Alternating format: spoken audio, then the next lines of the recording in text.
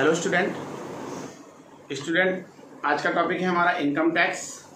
और income tax के अंदर मेन टॉपिक है आज जीएसटी। जीएसटी इनडायरेक्ट टैक्स है। जीएसटी का नाम बेटा जीएसटी क्यों रखा गया आज आपको हम ये बताने जा रहे हैं। वैसे तो बुक हम आपको डायरेक्ट टैक्स पढ़ाने हैं इनकम टैक्स, लेकिन थोड़ी सी नॉलेज हमें जीएसटी की भी होनी चाहिए। बच्चों आज से पहले हम 2 वीडियो आपको भेज चुके हैं। इस वीडियो को देखने से पहले दोनों वीडियो जरूर देखें, उनका लिंक आपको आज की वीडियो में दे दिया जाएगा। बेटा जीएसटी का नाम जीएसटी क्यों रखा गया? जीएसटी 1 जुलाई 2017 से भारत में आया। 1 जुलाई 2017 से पहले हमारे यहाँ कई प्रकार के अलग अलग टैक्स चलते थे, जैसे entertainment tax, education tax, central sale tax, UPTT Uttar Pradesh state tax, UKTT Uttarakhand trade tax, service tax. हर टैक्स को अलग अलग नाम दिया जाता था, लेकिन 1 जुलाई 2017 से 90% टैक्स को एक ही नाम दे दिया गया है, जीएसटी। वैट चलता था बेटा पहले, वैल्यू एडिड टैक्स। अब इन सबको नाम गवर्नमेंट ने रख दिया GST, goods and service tax. बेटा पहले जो होता था गुड्स पे अलग टैक्स लगता था, सर्विसेज पे अलग लगता था। गुड्स पहले बेटा जो टैक्स जमा करते थे, पहले गुड्स पे टैक्स देना था व्यक्ति को। गुड्स का मतलब जैसे उसने मोबाइल बेचा या उसने कोई गुड्स सप्लाई करा, कहीं पर कोई भी माल कहीं पर दिया है तो उसे बोलते थे बेटा गुड्स। तो गुड्स पर जो टैक्स देना था होता था वो गलती से हमारा लिख देते थे सर्विस, जबकि सर्विस टैक्स लगता था हमारा। जैसे कोचिंग सेंटर हो गया सर्विस दे रही हैं, एलआईसी कंपनी सर्विस दे रही हैं, मोबाइल कंपनियां जो आपको सर्विस देती हैं, ये होता है बेटा सर्विस टैक्स। तो उनको देना होता था पहले गुड्स पर टैक्स, वो लिख देते थे वहाँ सर्विस टैक्स, और सर्विस की जगह लिख देते थे गुड्स। तो बेटा एक कन्फ्यूजन रहता था कि जैसे अब कोई कोचिंग सेंटर वाले हैं या एलआईसी कंपनी है या मोबाइल जो हमें सर्विसेज देती हैं, उनको कौन सा टैक्स देना है, सर्विस टैक्स लिखें वो या गुड्स टैक्स लिखें। तो ये प्रॉब्लम थी। गवर्नमेंट ने प्रॉब्लम को दूर करने के लिए आज एक नाम रख दिया है combined GST, goods and service tax. Tax slab सबके अलग अलग हैं। अब आप चाहे गुड्स पर टैक्स जमा कर रहे हैं, चाहे आप सर्विसेज पर टैक्स जमा कर रहे हैं, नाम कंबाइंड दे दिया जीएसटी। अब कोई कन्फ्यूज़न नहीं है।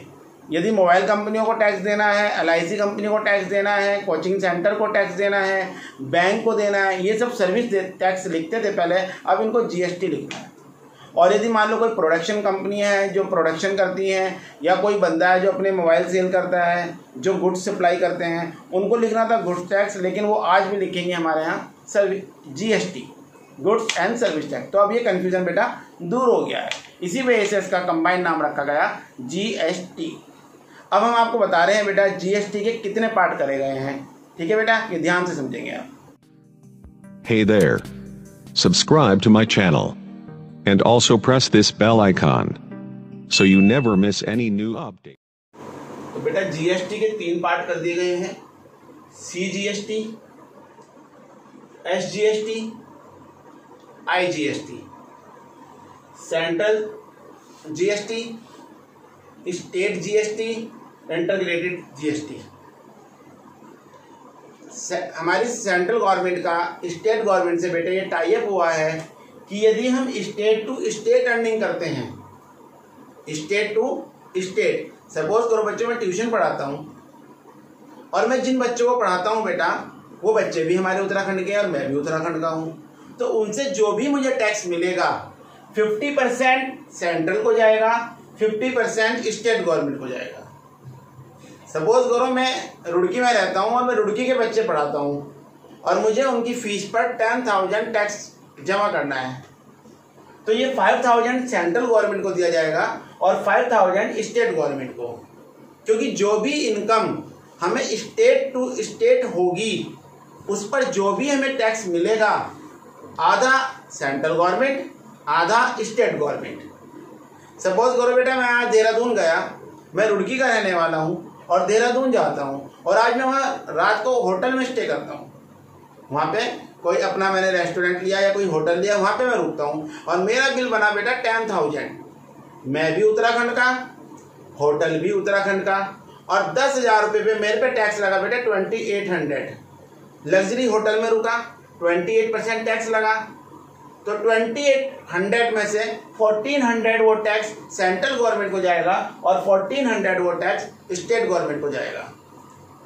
और यदि हमको कोई भी टैक्स अदर स्टेट मिलता है, सपोज करो बेटा मैं उत्तराखंड का हूँ और मैं यूपी के होटल में स्टे करता हूँ और वहाँ पर जो भी टैक्स बना वो सारा का सारा टैक्स सेंट्रल गवर्नमेंट को जाएगा।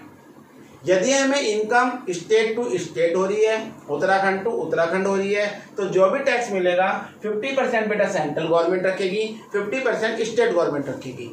और यदि वो टैक्स हमें अदर स्टेट से मिला है, मैं उत्तराखंड का और मैं बच्चे पढ़ा रहा हूँ यहाँ यूपी के या किसी और स्टेट के, तो जो भी मुझे टैक्स मिलेगा उस टैक्स पे सारा हक हमारा सेंट्रल गवर्नमेंट का होगा, उसको बोलेंगे IGST।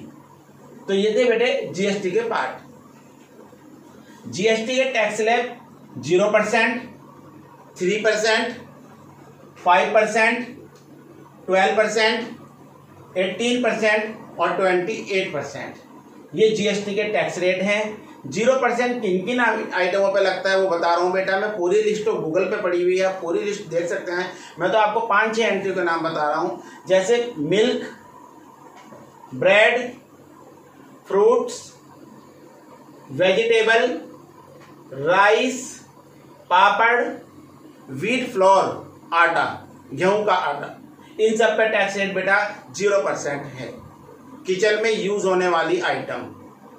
गोल्ड पर बेटा जो टैक्स है वो 3% है जीएसटी। 5% यदि किचन में हम ब्रांडेड आइटम यूज करते हैं तो उस पर टैक्स 5% है, जैसे टी, कॉफी, ब्रांडेड पनीर और क्लोथ, कपड़ा, इन सब पर जो टैक्स रेट है बेटा वो 5% है। पूरी लिस्ट गूगल पर चेक कर सकते हैं। मैं ये नहीं कह रहा हूं कि केवल यही आइटम है, ये तो केवल एक एग्जाम्पल है। 12% ड्राई फ्रूट, घी, butter, mobile phone, ayurvedic medicine, इन पर कितने परसेंट? 12%। 18% गारमेंट्स, ब्रांडेड अच्छे कंपनी के कपड़े, helmet, ice cream, notebook. 28% luxury item, car, chocolate और आपका मोटरसाइकिल। तो बेटे तो छोटी सी लिस्ट है, पूरी लिस्ट देखना चाहते हैं तो आप गूगल पे है। ये टैक्स स्लैब है बेटे, और इनमें किस किस पर क्या टैक्स लगना है ये सारी हमने आपको बताया।